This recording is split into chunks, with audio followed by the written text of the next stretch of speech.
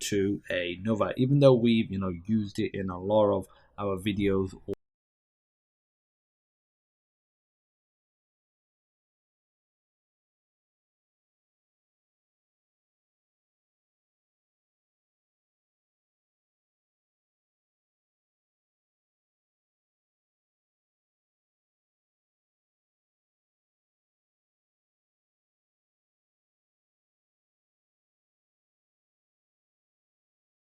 For example, EAX, then comma, then the next part is the actual source. You could literally put in a value like so. You could reference a variable. You could specify another memory location. But all you need to know is that the left side is where the data is going to. So this will be overwritten.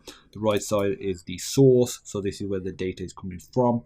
And after this move instruction has occurred, or any move instruction, ECX will now contain what hello contained, but hello will be unchanged.